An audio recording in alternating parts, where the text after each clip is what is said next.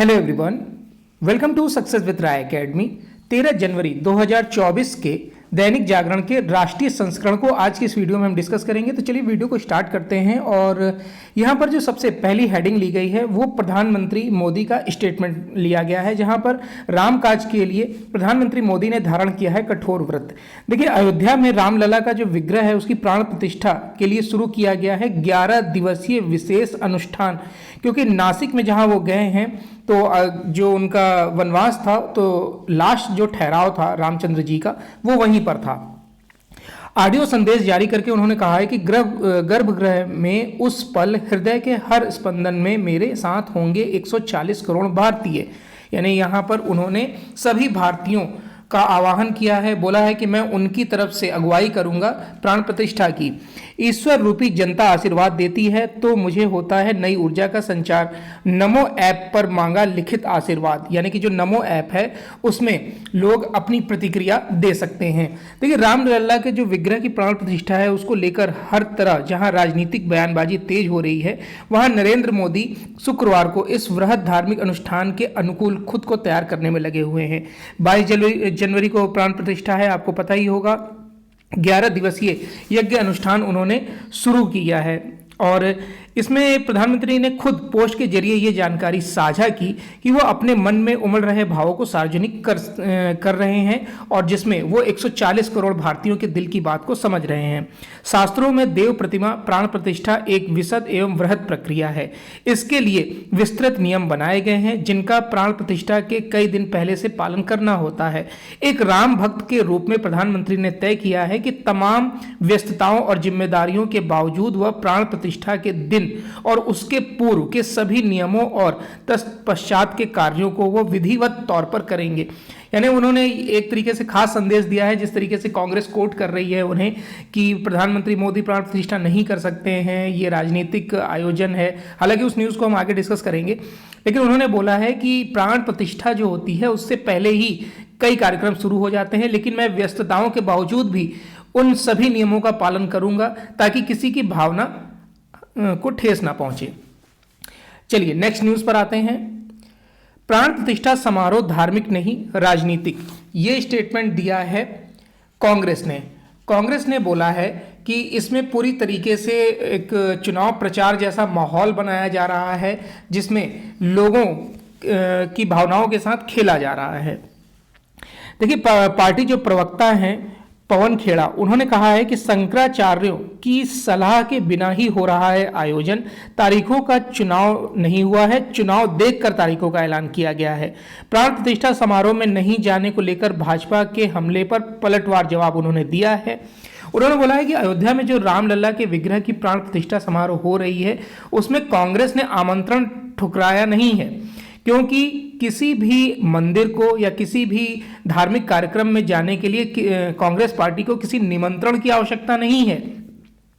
उन्होंने आगे बताया कि भाजपा पर निशाना साधते हुए बोला कि प्राण प्रतिष्ठा समारोह को राजनीतिक कार्यक्रम बना दिया गया है जो शंकराचार्यों की सलाह के बिना आयोजित हो रहा है। इससे पहले गुरुवार को भाजपा ने सोमनाथ को लेकर भगवान राम की मिथक को बताने के कई अवसर पर हमला करते हुए कहा था कि आमंत्रण ठुकराना कांग्रेस की पुरानी नीति है, क्योंकि सोमनाथ मंदिर का जब उद्घाटन हो रहा था तब पंडित जवाहरलाल नेहरू ने उस आयोजन में ना जाने का फैसला किया था, तो उसको भाजपा ने कोर्ट किया। अब यहाँ कांग्रेस कह रही है कि प्रवक्ता पवन खेड़ा कह रहे हैं कि शंकराचार्यों जो 4 बड़े शंकराचार्य हैं उनको ना बुलाकर उनसे प्राण प्रतिष्ठा ना करवाकर प्रधानमंत्री नरेंद्र मोदी स्वयं प्राण प्रतिष्ठा कर रहे हैं, तो ये तो सबसे बड़ा हिंदुओं की भावनाओं के साथ खिलवाड़ है। और उन्होंने कहा है कि ये जो तारीखों का चयन किया गया है, मंदिर पूरा नहीं बना है और प्राण प्रतिष्ठा तब की जाती है जब मंदिर पूरा बन जाता है। जब मंदिर पूरा बना ही नहीं है तो प्राण प्रतिष्ठा कैसे हो रही है?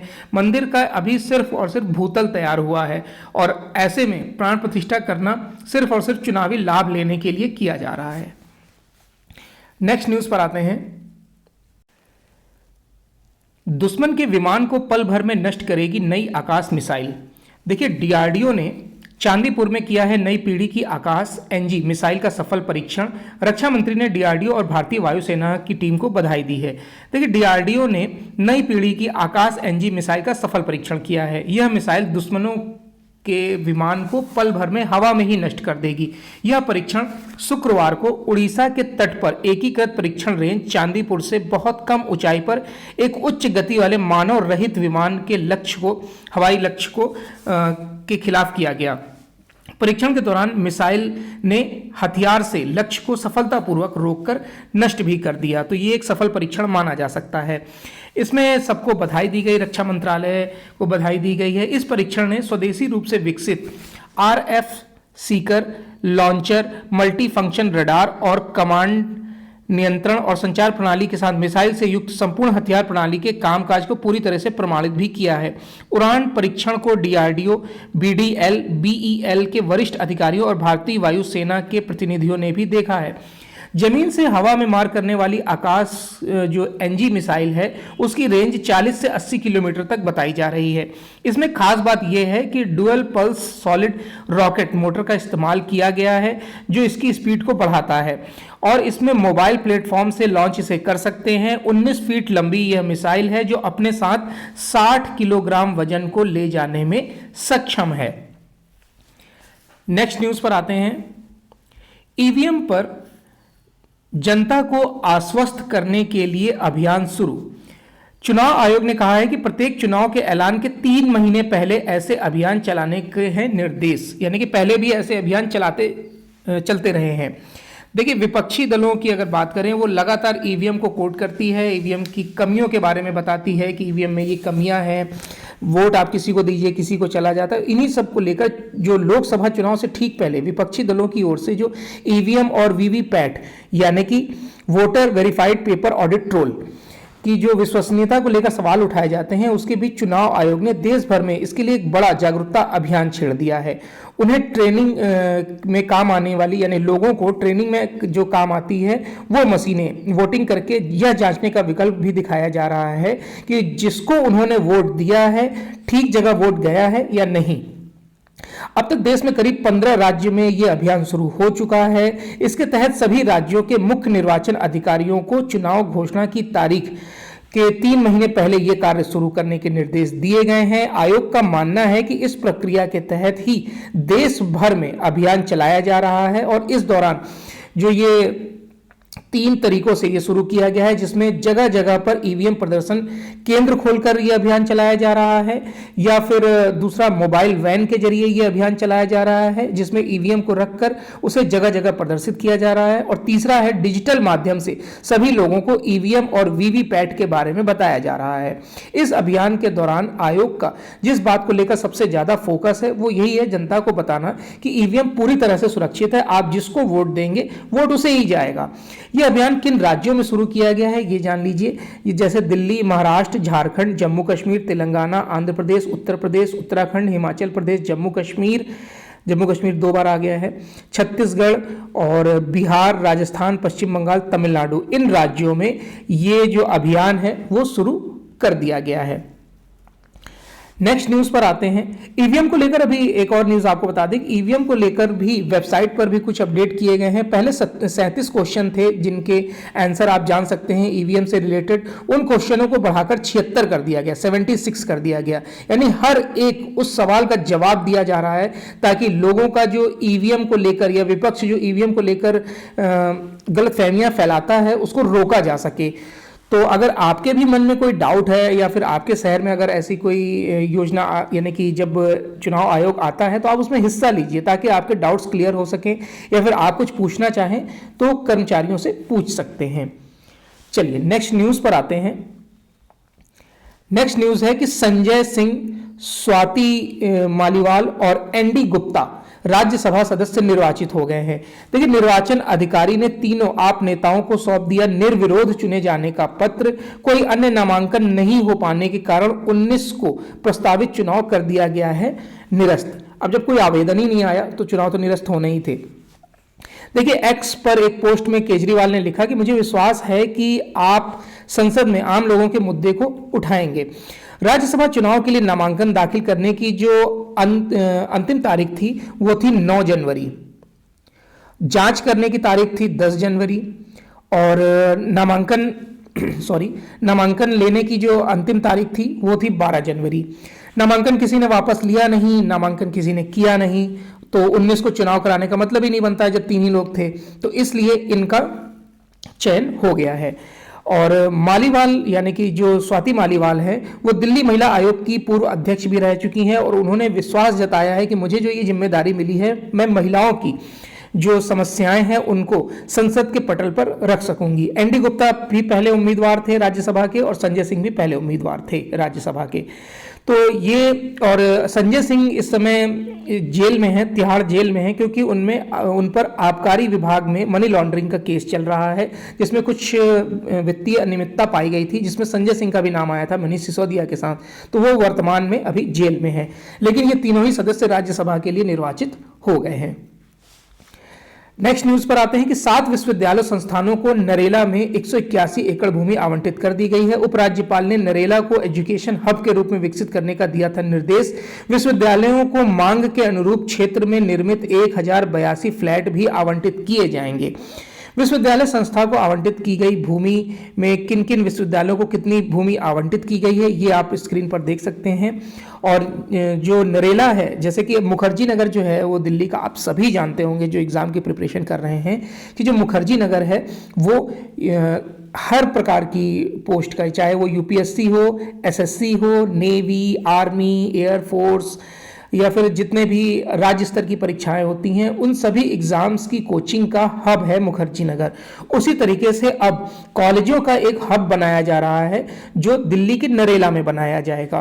तो अभी फिलहाल में इसमें समझने के लिए इतना ही है। संसद में जो हमला हुआ था अभी हाल फिलहाल में 6 लोगों ने हमला किया था, उसमें 5 लोग का पॉलीग्राफ टेस्ट और नार्को टेस्ट हो गया है। उसमें एक लोग यानी कि जो महिला आरोपी हैं नीलम आजाद, उन्होंने आपत्ति जताई थी, इसलिए उनका नार्को टेस्ट और पॉलीग्राफी टेस्ट नहीं किया गया है। बाकी 5 लोग का कर दिया गया है। अभी ऐसी कोई सूचना बाहर नहीं आ पाई है कि इस परीक्षण में उन्होंने क्या बोला है। आपको पता होगा कि संसद में ये लोग एक कलर स्प्रे लेकर चले गए थे और तानाशाही नहीं चलेगी के नारे ये लोग लगा रहे थे। अब आपको ये भी बता दें कि नार्को टेस्ट परीक्षण क्या होता है। इसमें एक नशीले पदार्थ यानी नशीली दवा का इंजेक्शन लगाया जाता है और जो व्यक्ति होता है वो आधे नशे में आ जाता है ताकि वो अपनी आंतरिक बातों को बाहर निकाल सके। और उसमें ब्रेन मैपिंग भी किया जाता है और न्यूरो मैपिंग भी कहा जाता है, जिसके जरिए अपराध से संबंधित छवियां या शब्दों के प्रति मस्तिष्क की प्रक्रियाओं का विश्लेषण भी किया जा सके। तो इसमें विभिन्न सवाल पूछे गए हैं, उन्होंने क्या जवाब दिए हैं अभी ये बात बाहर नहीं आई है मीडिया में। चलिए नेक्स्ट न्यूज़ पर आते हैं। विकसित भारत अभियान, डीयू ने लॉन्च किया वॉइस ऑफ यूथ पोर्टल। देखिए, जो विकसित भारत में योगदान के लिए डीयू को लेना है संकल्प, प्रोफेसर योगेश सिंह। स्वामी विवेकानंद जयंती और राष्ट्रीय युवा दिवस पर दिल्ली विश्वविद्यालय ने विकसित Bharat 2047 voice of youth portal launch किया है। इस पोर्टल पर युवा विकसित भारत के परिप्रेक्ष्य में अपने आइडिया दे सकते हैं। शुक्रवार को डीयू के कुलपति ने प्रोफेसर योगेश सिंह ने गांधी भवन में पुस्तकालय व संगोष्ठी कक्ष के उद्घाटन के मौके पर इसकी घोषणा की है। उन्होंने बोला है कि जो भारत का लक्ष्य है 2047 तक भारत को विकसित राष्ट्र बनाना, उसमें आप क्या यानी कि यूथ क्या विचार रखता है, क्या क्या इसमें संभावनाएं हो सकती हैं, किस तरीके से कुछ परिवर्तन किए जा सकते हैं, कुछ अनुभव आप अगर करते हैं या फिर आपके मन में कुछ विचार है तो आप इस पोर्टल के माध्यम से बता सकते हैं।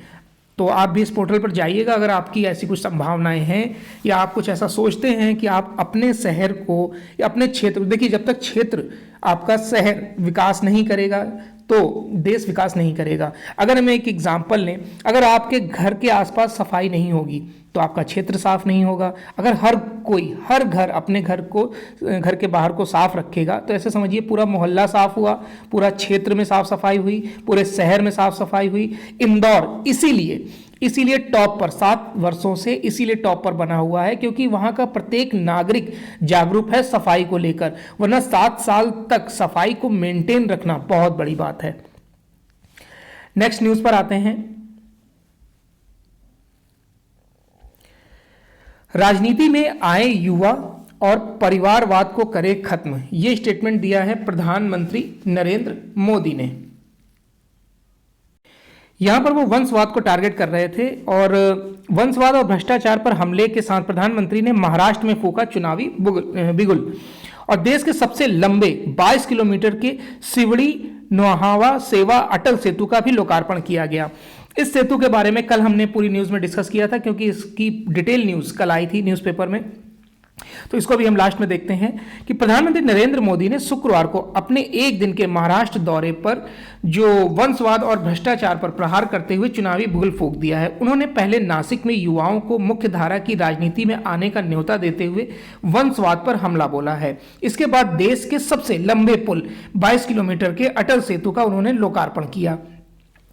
प्रधानमंत्री ने शुक्रवार को दोपहर में नासिक के तपोवन क्षेत्र में राष्ट्रीय युवा महोत्सव के 27वें संस्करण का उद्घाटन किया और कहा कि मैं युवाओं को राजनीति में आने का स्वागत करता हूं और मेरी ऐसी योजना है कि जितने ज़्यादा युवा इसमें आएंगे, युवा शक्ति को बल मिलेगा। राजनीति में नए युवाओं के आने से राजनीति की जो पारदर्शिता है वो बढ़ेगी, वंशवाद खत्म होगा। उन्होंने कहा कि लोकतंत्र में भागीदारी का एक और तरीका वोट के जरिए अपनी राय जाहिर करने का भी है। आप में से कई लोग जीवन में पहली बार वोट डालेंगे। ऐसे पहली बार के मतदाता हमारे लोकतंत्र में नई ऊर्जा और शक्ति ला सकते हैं। प्रधानमंत्री ने एक ओर युवाओं को लोकतंत्र में सक्रिय भागीदारी निभाने का संदेश दिया, तो दूसरी ओर नई मुंबई की अपनी सफल यात्रा को भी इंगित किया। उन्होंने बोला कि मुंबई से नई मुंबई को जोड़ने वाले देश के सबसे लंबे पुल 21.8 किलोमीटर के सिवड़ी नोहावा सेवा अटल सेतु का उद्घाटन करके मैं गौरवान्वित महसूस कर रहा हूं, क्योंकि मैंने ही इसकी आधारशिला 24 दिसंबर 2016 को रखी थी। देखिए यहां पर उन्होंने बताया है और फिर उन्होंने इसके आंकड़े दिए हैं कि आज हमने इसका लोकार्पण भी कर दिया है। मुंबई का बांद्रा वर्ले सी लिंक इससे 5 गुना छोटा होने के बावजूद उस समय की सरकारों को इसे बनाने में 10 साल लग गए थे। उसकी लागत भी काफी बढ़ गई थी। पहले की सरकारें जहां लाखों करोड़ों के मेगा स्कैम की तरफ रहती थी, यानी चर्चा उन्होंने करी कि पहले मेगा स्कैम होता था, अब मेगा परियोजनाएं होती हैं।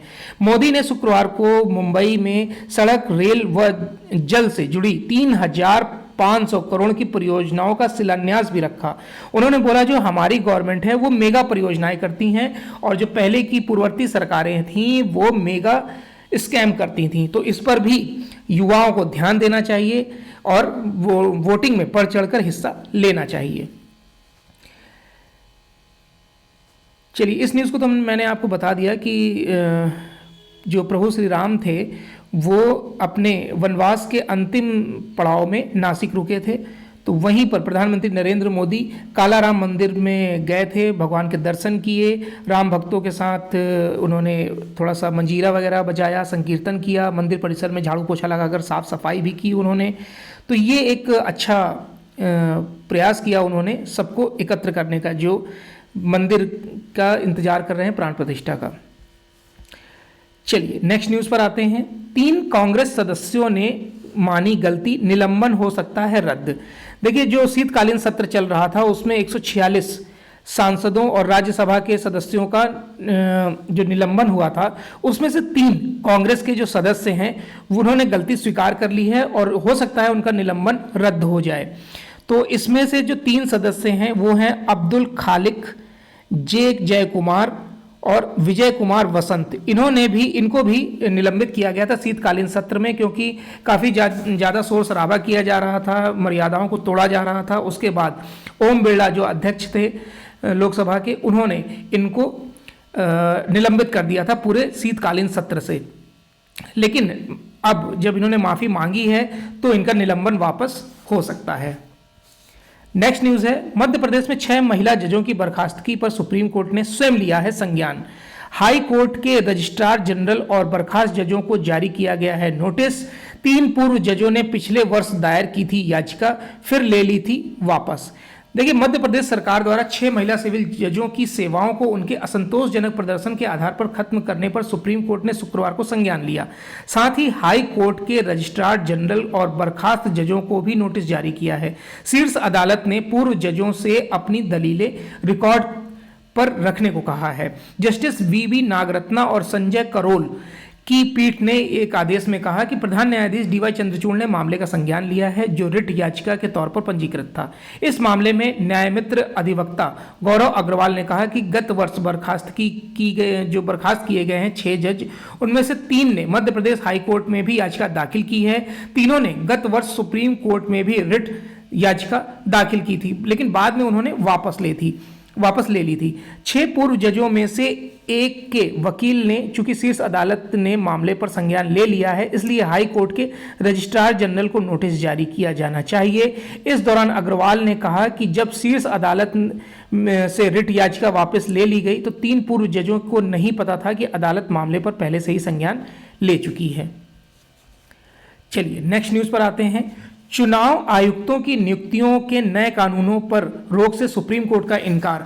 अभी नया कानून क्या है? देखिए, नया कानून जो संशोधन किया गया है उसमें जो चुनाव आयुक्तों की नियुक्ति होगी, पहले उसमें चीफ जस्टिस ऑफ इंडिया भी शामिल होते थे, लेकिन अब चीफ जस्टिस ऑफ इंडिया को इस प्रक्रिया से हटा दिया गया है। अब इसमें प्रधानमंत्री होंगे और विपक्ष के नेता होंगे और प्रधानमंत्री द्वारा ही नामित एक और सदस्य होगा। तो यानी कि यहाँ पर विपक्ष द्वारा ये आरोप लगाया जा रहा था कि ये तो 2-1 से बहुमत ऐसे ही मिल जाएगा जिसको भी प्रधानमंत्री चाहेंगे, लेकिन चीफ जस्टिस ऑफ इंडिया अगर होते थे तो 2-2 का बराबरी होती थी और अंतिम निर्णय चीफ जस्टिस ऑफ इंडिया के सुझाव पर ही राष्ट्रपति उस पर मोहर लगाते थे। तो ये एक तरफा कार्रवाई हो रही है। हालांकि चीफ जस्टिस ऑफ इंडिया को इससे नहीं हटाना चाहिए था नए कानून में, लेकिन सुप्रीम कोर्ट ने इसमें जब कोई आपत्ति ही नहीं दायर की तो जाहिर सी बात है ये कानून बन गया। सेवानिवृत्त कर्मियों के अनुभवों का लाभ उठाएगी सरकार। देखिए, प्रशासनिक सुधारों के लिए सरकार इन कर्मियों से लेगी सुझाव। सेवानिवृत्ति से पहले और बाद में अनुभव साझा करने को इसमें बोला गया है। इसके लिए एक पोर्टल भी लॉन्च किया गया था, अनुभव पोर्टल।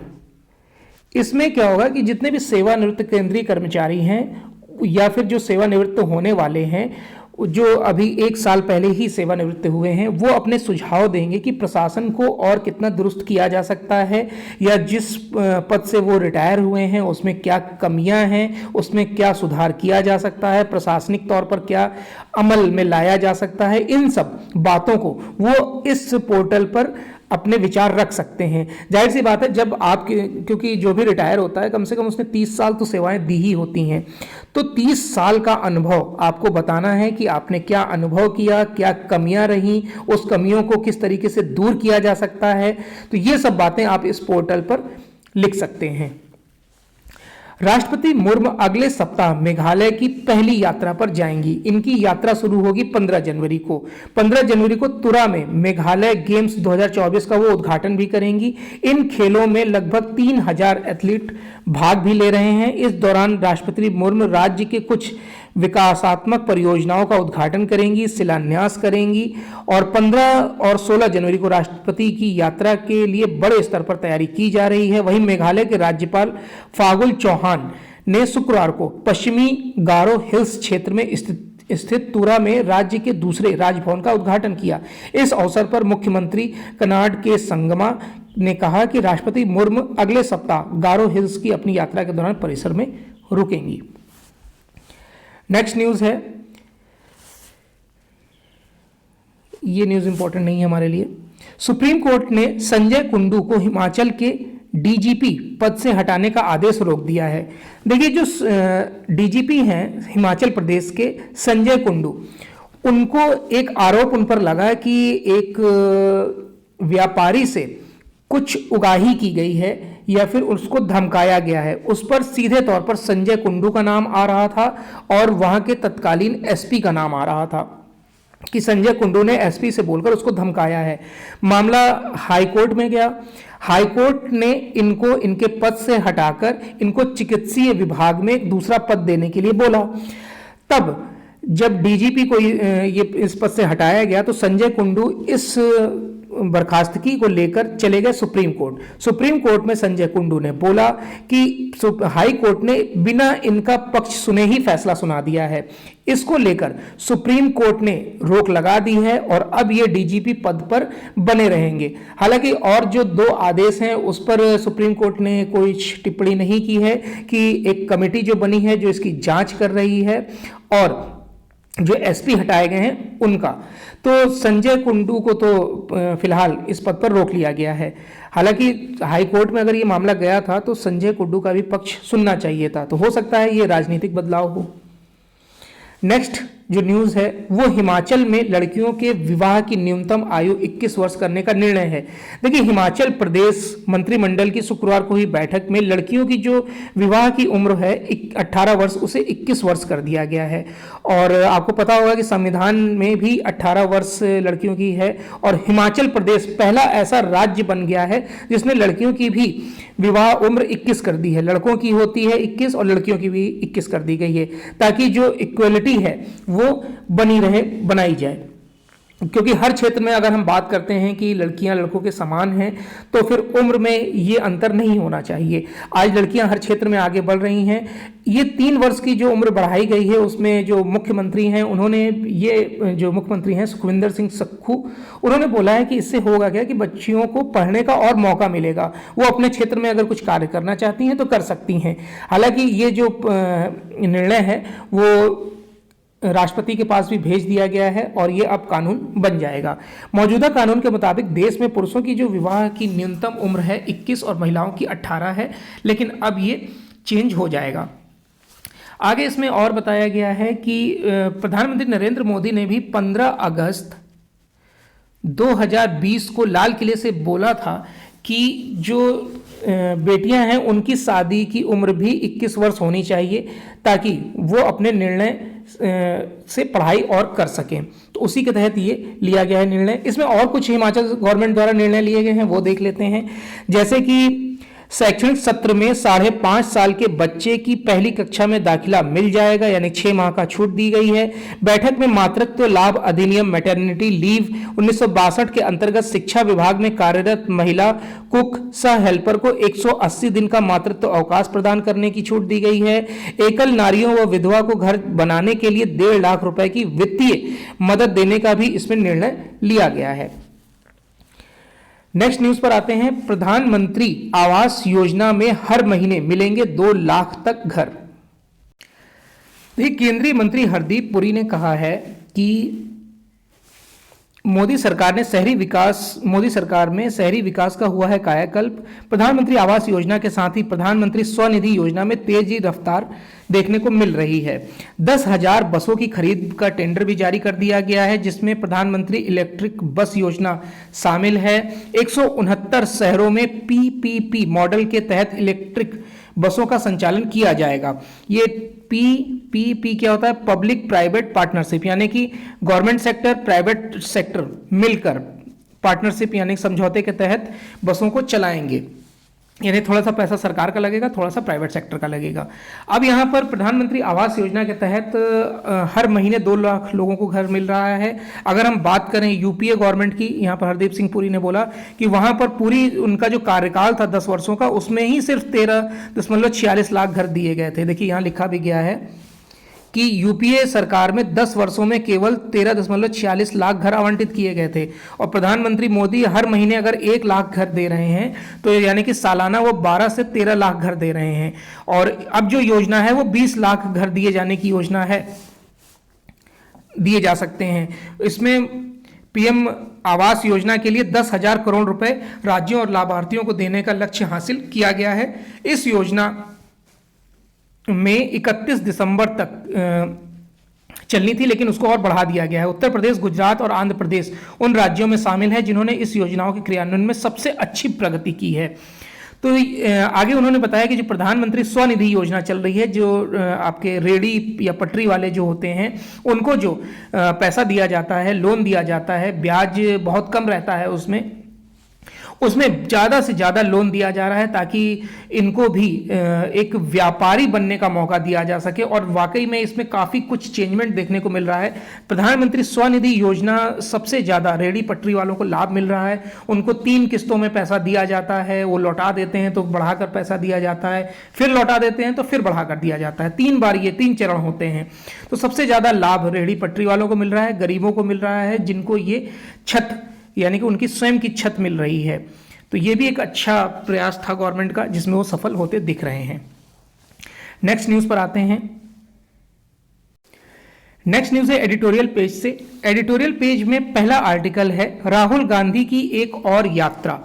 इसमें बताया गया है कि कायदे से इंडिया के घटकों को राहुल की नई यात्रा से उत्साहित होना चाहिए, लेकिन बारातियों जैसा व्यवहार उन्हें आहत कर रहा है। इसी पर आर्टिकल लिखा गया है। लेखक जो हैं वो वरिष्ठ पत्रकार एवं राजनीतिक विश्लेषक हैं राजकुमार सिंह।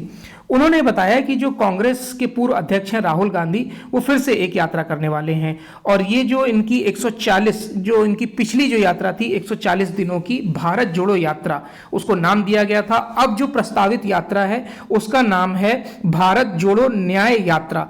इससे इनकार नहीं किया जा सकता है कि कांग्रेस में हताशा, निराशा है और संगठन को फिर से मजबूत करना सबसे बड़ी चुनौती है, जिसमें राहुल गांधी लगे हुए हैं, नई जान फूंकने में कांग्रेस में लगे हुए हैं। लेकिन हालांकि कुछ खासी सफलता इसमें उन्हें मिल नहीं रही है। उन्होंने बताया कि पिछली यात्रा में राहुल ने राजस्थान, मध्य प्रदेश, छत्तीसगढ़ में लंबा समय गुजारा था, लेकिन तीनों राज्यों में कांग्रेस को बुरी तरीके से चुनावी हार का सामना करना पड़ा है। जबकि 2018 में जो विधानसभा चुनाव हुए थे उसमें कांग्रेस ने बीजेपी से ही ये सीटें जीती हुई थी। तो अगर वहीं पर दूसरे राज्यों की बात करें जैसे कर्नाटक और तेलंगाना में कांग्रेस की जीत में राहुल की यात्रा से ज़्यादा भूमिका वहां के संगठनात्मक सक्रियता की रही, यानी वहां लोकल स्तर पर जितने कार्यकर्ताओं ने काम किया वो जीत का सबसे बड़ा कारण था। लेकिन राहुल गांधी को इसका श्रेय दिया जाता है। कन्याकुमारी से कश्मीर तक की पिछली यात्रा का मार्ग हो या 14 जनवरी को मणिपुर से फिर से शुरू हो रही 20 मार्च को मुंबई में समाप्त होने वाली भारत जोड़ो न्याय यात्रा का मार्ग हो, उसमें चुनावी राजनीति का गणित जो है वो मुख्य पहलू है, यानी कि राजनीतिक लाभ लेने के लिए ही ये यात्रा की जा रही है। अगर हम पिछली यात्रा की बात करें तो दक्षिण से उत्तर की यात्रा करा दिया गया था कि इसे पूर्व से पश्चिम की यात्रा बताया जा रहा है। बेशक मणिपुर में चुनाव नहीं है, लेकिन वहां जारी जो जातीय हिंसा है वो राज्य सरकार से लेकर केंद्र सरकार तक के विरुद्ध विपक्ष का बड़ा मुद्दा है। 67 दिनों में 6,713 किलोमीटर की यात्रा 15 राज्यों के 110 जिलों और 100 लोकसभा क्षेत्रों से गुजरेगी। ऐसे में यात्रा के दौरान उठाए जाने वाले मुद्दे राजनीतिक, सामाजिक, आर्थिक जो भी हों, उनके निशाने पर प्रधानमंत्री मोदी और भाजपा ही रहेंगे। जब लोकसभा चुनाव मुश्किल से 3 महीने दूर हैं, तब ऐसा होना अप्रत्याशित भी नहीं है, क्योंकि ये कयास लगाए जा रहे हैं कि पार्टियां तो अब जागेंगी ही, क्योंकि चुनाव जीतना है। लेकिन जब इतनी बड़ी यात्रा राहुल गांधी कर रहे हैं, इतनी बड़ी पार्टी के वो नेता हैं और एक तरीके से इन्हें कांग्रेस के प्रधानमंत्री के उम्मीदवार के तौर पर भी देखा जाता था, लेकिन जो संगठन बना है INDIA जिसे इंडिया बोला जा रहा है, उसमें इस यात्रा को लेकर खासा उत्साह देखने को नहीं मिल रहा है। यानी उनके जो बाकी जो दल हैं उन बारातियों की भूमिका में नजर आ रहे हैं। इंडिया बन जाने के बावजूद नवंबर में हुए 5 राज्यों के विधानसभा चुनाव में कांग्रेस ने घटक दलों को भाव नहीं दिया। नतीजतन क्या हुआ? मध्य प्रदेश, छत्तीसगढ़, राजस्थान में और आप और सपा जैसे जदयू के साथी दलों ने भी अपने प्रत्याशी उतारे, मतलब कांग्रेस ने वहां गठजोड़ नहीं किया। अब लोकसभा में सीधे आके आप गठजोड़ कर रहे हैं, तो जाहिर सी बात है कि इनकी भूमिका आपके साथ कम ही रहेगी। भाजपा की जीत इतनी बड़ी रही कि इंडिया के आपसी टकराव को उसके लिए जिम्मेदार नहीं ठहराया जा सकता है। चुनावी परिणामों के बाद लगा था कि शायद कांग्रेस को मित्र दलों से तलखी का अफसोस है, लेकिन राहुल गांधी का एक तरफा फैसला यात्रा का शायद कहीं ना कहीं संगठन को फिर से जोड़ने में नाकामी दिखा रहा है। ये ठीक है कि कांग्रेस राहुल की नई यात्रा की तैयारियों के साथ ही इंडिया के घटक दलों से सीट बंटवारे पर चर्चा कर रही है, पर गठबंधन धर्म ही नहीं बल्कि चुनाव रणनीति के दृष्टिकोण से भी बेहतर होना चाहिए।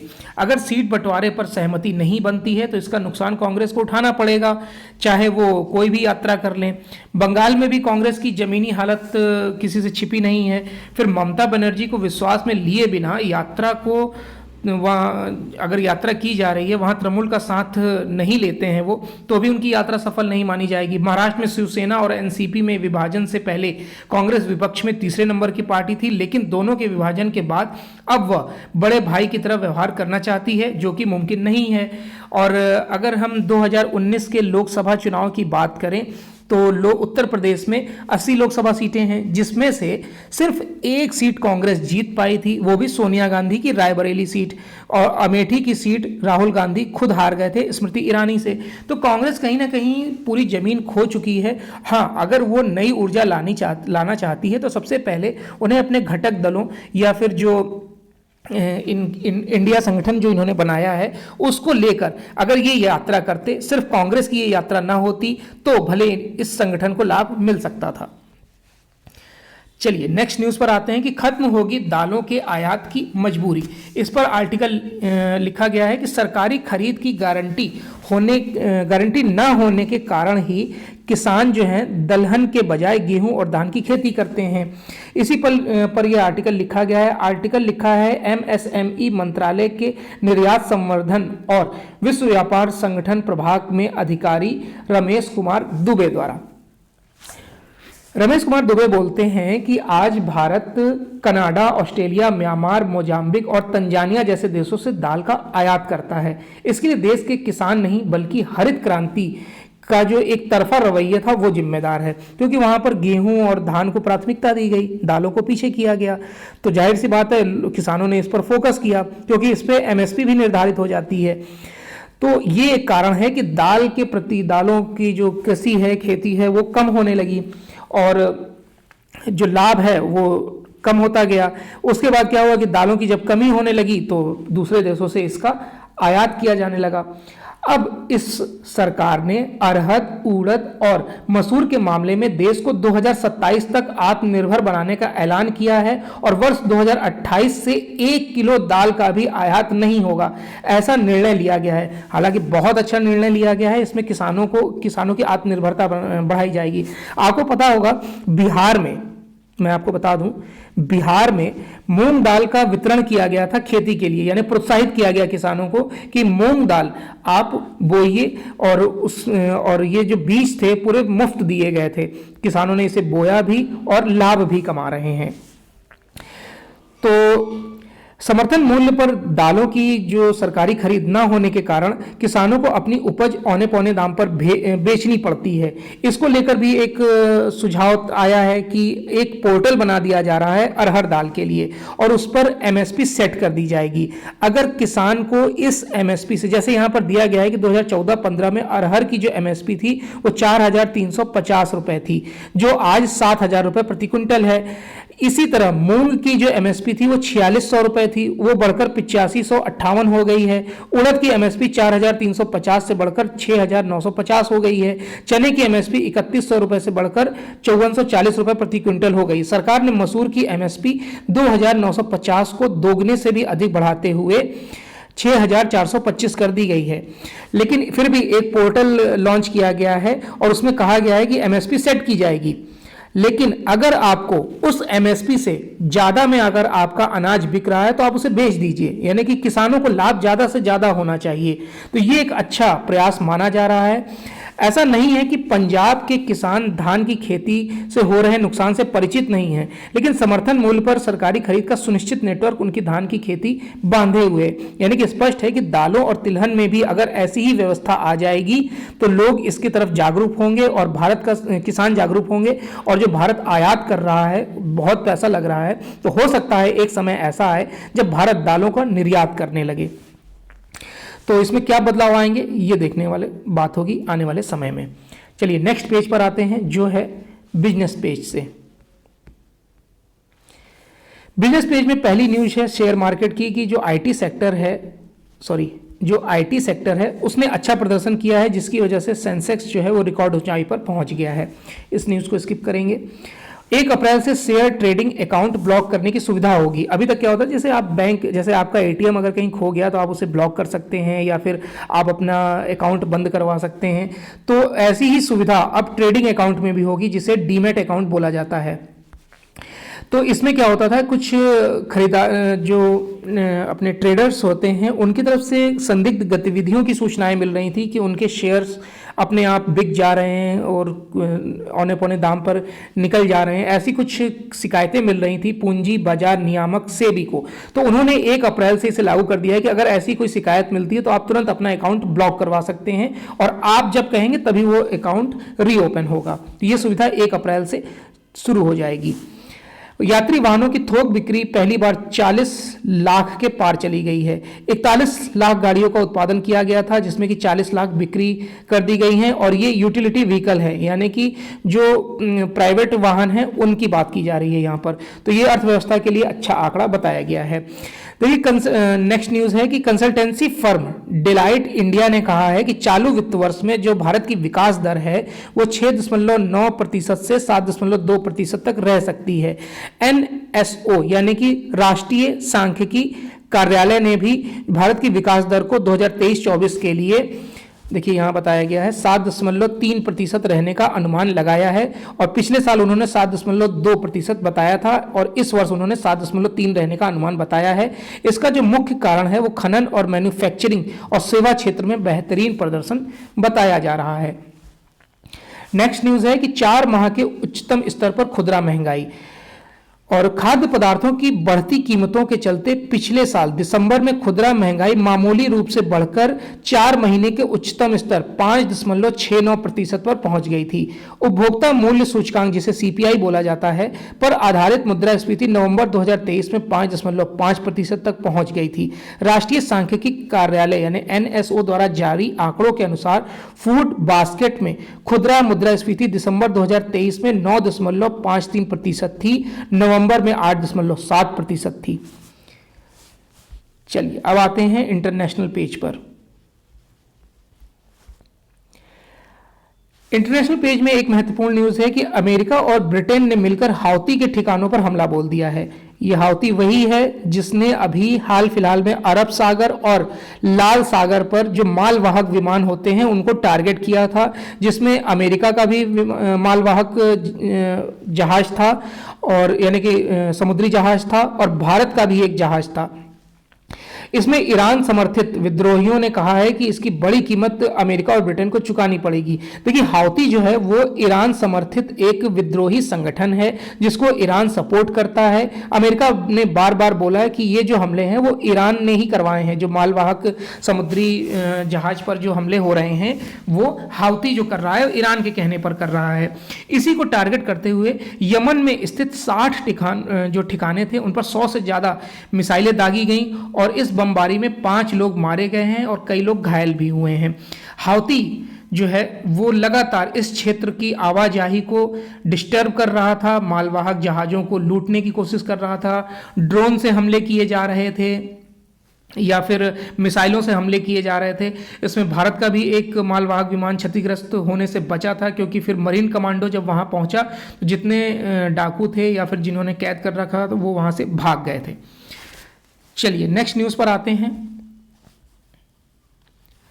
यूक्रेन पहुंचे सुनक 2.5 अरब पाउंड सैन्य मदद का ऐलान किया है। देखिए यूक्रेन की सुरक्षा को लेकर ऐतिहासिक समझौते पर हस्ताक्षर किए गए हैं और कहा है कि रूस के दोबारा आक्रमण पर त्वरित सहायता के लिए प्रतिबद्ध है। ऋषि सुनक इससे पहले नवंबर 2022 में कीव गए थे, यानी यूक्रेन की राजधानी कीव गए थे और उन्होंने 2024-25 के लिए 2.5 अरब पाउंड की सहायता की घोषणा की है।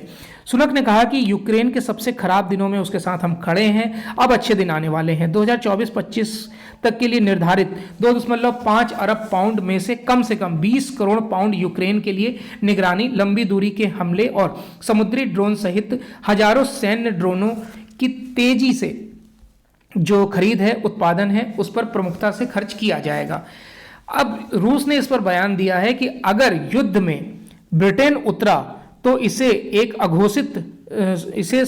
घोषित युद्ध माना जाएगा और रूस फिर उसका करारा जवाब देगा। यानी कि कहीं ना कहीं अगर ब्रिटेन ने इसमें सैन्य सहायता कर दी तो फिर ये विश्व युद्ध बन सकता है। हमास और इजराइल युद्ध हम स्किप करते हैं। नागरिक धोखाधड़ी मामले में ट्रंप जब जज के सामने पहुंचे तो उन्होंने जज से ही बदतमीजी कर दी है। हालांकि अभी ये न्यूज़ इंपॉर्टेंट नहीं है। ये न्यूज़ देख लेते हैं कि जापान का ऑप्टिकल 8 सैटेलाइट उत्तर कोरिया पर रखेगा नज़र। देखिए उत्तर कोरिया की हरकतों पर नज़र रखने के लिए जापान ने एक सैटेलाइट लॉन्च किया है। उत्तर कोरिया के सैन्य स्थलों पर नज़र रखेगा ये।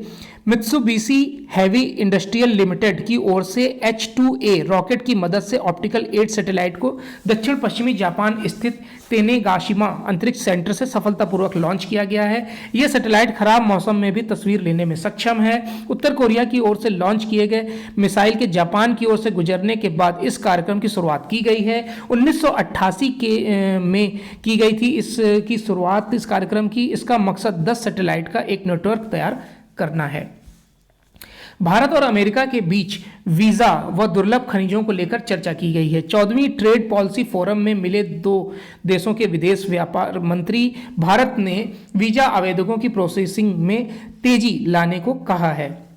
भारत और अमेरिका के बीच शुक्रवार को वीजा, दुर्लभ खनिजों और जीएसपी के तहत निर्यात लाभों को फिर से शुरू करने और फर्म व समुद्री उत्पादों का व्यापार बढ़ाने संबंधी मुद्दों पर चर्चा की है। वाणिज्य व उद्योग मंत्री पीयूष गोयल व अमेरिका की व्यापार मंत्री कैथलीन ताई के बीच 14वीं ट्रेड पॉलिसी फोरम के दौरान दोनों देशों के बीच प्रमुख मुद्दों पर बातचीत हुई है। इसमें बयान में कहा गया कि दुर्लभ खनिज, सीमा शुल्क, व्यापार सुविधा, सप्लाई चेन, उच्च तकनीक, उत्पादों में व्यापार समेत कुछ क्षेत्रों की पहचान की गई है जिसमें दोनों देश आर्थिक रूप से सार्थक परिणाम देने के लिए सहयोगी के तौर पर एक दूसरे की मदद करेंगे और वीजा जो पॉलिसी है उसको और थोड़ा सा सरल बनाया जाए और जो जितनी वेटिंग चल रही है उसको खत्म किया जाए। ताइवान में आम चुनाव होंगे, इसको हम कल डिस्कस करेंगे क्योंकि जब रिजल्ट आएंगे तब डिस्कस इसको किया जाएगा। चलिए, तो ये आज का यानी 13 जनवरी 2024 का दैनिक जागरण का राष्ट्रीय संस्करण था। आई होप आपको वीडियो अच्छा लगा होगा। अगर वीडियो अच्छा लगा हो तो लाइक और शेयर कर दीजिएगा। वीडियो देखने के लिए धन्यवाद।